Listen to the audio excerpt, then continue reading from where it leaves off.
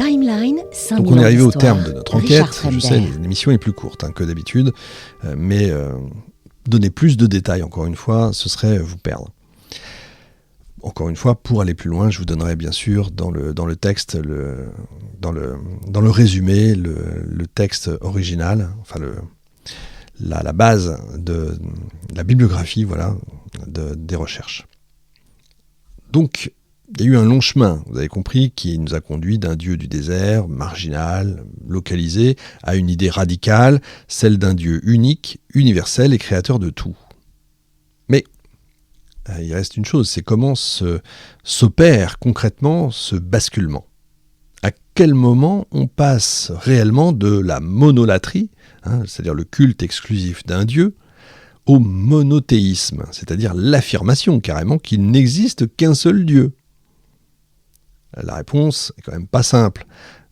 Elle n'est pas instantanée. Vous vous doutez bien qu'ils ne sont pas levés le matin en disant « Tiens, ça y est, il n'existe qu'un seul Dieu. » Et puis on a oublié les autres. Non, c'est vraiment... c'est pas un événement, mais c'est plutôt un processus. Un processus lent, progressif, mais surtout, très important, irréversible. Et ce processus atteint son point de maturité dans les siècles qui vont suivre l'exil, notamment à l'époque perse, quand les Judéens commencent à reconstruire leur identité autour du temple de Jérusalem, mais aussi et surtout autour de leurs textes.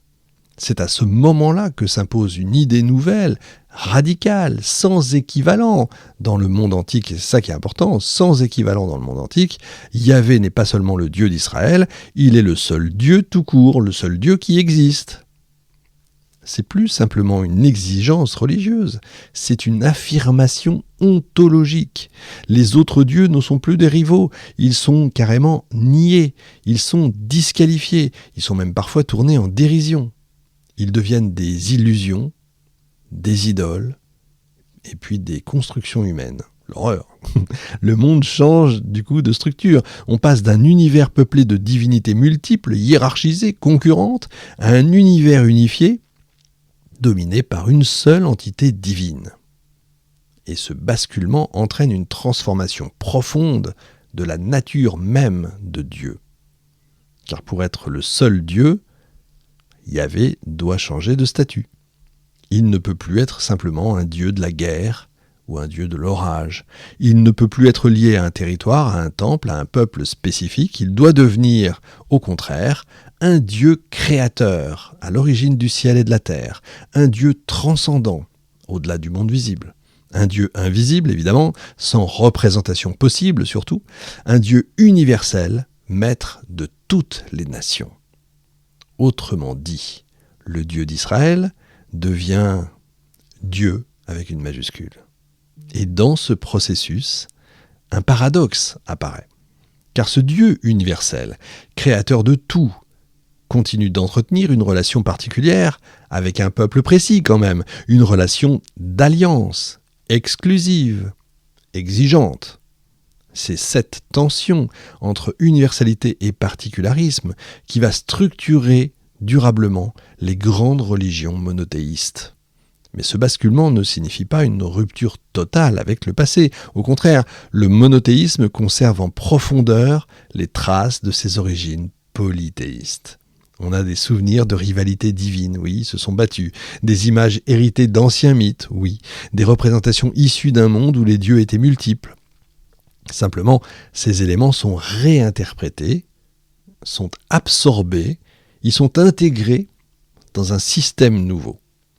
Ce qu'on appelle aujourd'hui le monothéisme, c'est donc le résultat d'une sédimentation, une accumulation de traditions, de crises, de réinterprétations qui finissent par produire une forme inédite.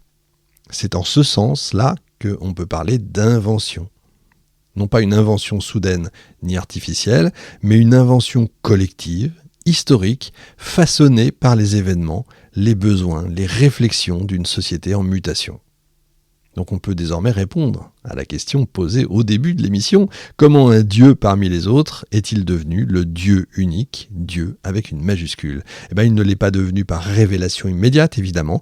Il ne l'a pas toujours été. Il est devenu au terme d'un long processus, né dans un environnement polythéiste, adopté par des groupes humains, élevé au rang de Dieu national, transformé par les crises historiques, repensé par des intellectuels, et finalement affirmé comme seul Dieu existant. Et c'est peut-être ça, au fond, la leçon la plus surprenante peut-être de l'enquête, parce qu'elle nous montre que même les idées qu'on croit les plus absolues, les plus intemporelles, ont une histoire. Et que cette histoire, loin de les affaiblir, nous permet de mieux comprendre leur puissance. Au terme de notre enquête, donc, une évidence s'impose. Le monothéisme, qu'on a longtemps perçu comme une donnée originelle, apparaît comme une construction historique, une transformation lente, profonde, donc issue de crises, de recompositions, de réflexions successives. Le Dieu d'Israël n'a pas toujours été seul. Il a été à ses débuts un Dieu parmi d'autres, c'est vrai, un Dieu du désert, porté par des groupes marginaux, puis Dieu national. Je ne vais pas recommencer ce que je vous ai dit, c'est évident. Affirmer qu'il n'existe qu'un seul Dieu, avec une majuscule, c'est transformer quand même radicalement la manière de comprendre le monde. C'est unifier l'histoire, donner un sens global aux événements, penser l'humanité sous un principe commun. Mais c'est aussi introduire une exigence nouvelle, parce que ce Dieu unique n'est pas simplement une puissance parmi d'autres. Il est un absolu, il engage une relation exclusive, il impose une vérité qui ne tolère pas d'équivalent. Et c'est précisément cette radicalité qui explique à la fois la force et les tensions du monothéisme dans l'histoire. Parce qu'évidemment, vous avez bien compris, cette invention ne s'est pas arrêtée à l'Antiquité. Elle continue en fait de structurer notre monde. Les trois grandes religions issues de cette tradition, que ce soit le judaïsme, le christianisme et l'islam, ont repris, transformé, diffusé cette idée d'un Dieu unique, chacun à leur manière. Elles ont façonné des civilisations, inspiré des lois, des cultures, des visions du monde, mais elles ont aussi hérité de cette tension originelle entre universalité et identité particulière, entre vérité absolue et diversité des croyances, entre héritage commun et interprétation divergente. Alors, comprendre comment ce Dieu unique est apparu, c'est pas seulement éclairer le passé, c'est aussi se poser une question essentielle même pour aujourd'hui. Si cette idée a une histoire, peut-elle encore évoluer ? Et dans un monde globalisé, traversé par des croyances multiples, on le voit tous les jours, comment penser l'héritage du monothéisme sans le figer, sans le nier ? C'est autant de questions ouvertes, hein. Je laisse chacun y répondre parce qu'au fond, l'histoire de Dieu avec une majuscule n'est peut-être pas terminée. Alors, je reviens rapidement sur ce que je vous disais. Donc, il existe un podcast formidable qui s'appelle « Il était une fois la Bible ». Alors, c'est la Bible dans son ensemble, hein. C'est pas uniquement le Nouveau Testament, c'est l'Ancien et le Nouveau Testament. Il y a un petit côté religieux, je ne vous le cache pas, mais alors c'est sur plusieurs saisons et vous avez toutes les histoires. Vous avez je ne sais pas combien de saisons, je crois qu'il y a 4 saisons en tout. C'est vraiment vraiment bien fait. Voilà, vous avez l'impression d'écouter une histoire, parce que quelque part c'est une histoire. Et donc, si vous voulez connaître l'histoire de la Bible, connaître les détails, etc.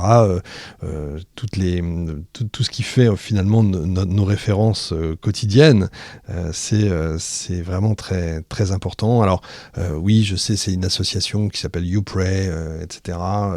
Vous allez me dire, ah mais c'est extrêmement religieux. C'est peut-être extrêmement religieux, mais dans l'histoire, dans la façon de raconter l'histoire de la Bible, de toute façon ça reste la même, hein. Donc voilà, n'ayez pas peur, il n'y a pas derrière donnez-nous de l'argent, c'est pas une secte, donc voilà, en tout cas vous pouvez me faire confiance, il n'y a pas de problème.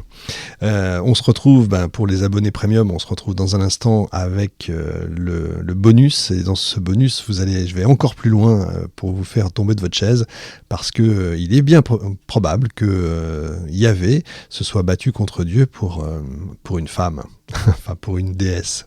C'est dingue, hein. Et oui, peut-être qu'on a encore oublié Madame Dieu. Salut à tous, on se retrouve la semaine prochaine. Bye. Timeline, 5000 ans d'histoire, Richard Fremder.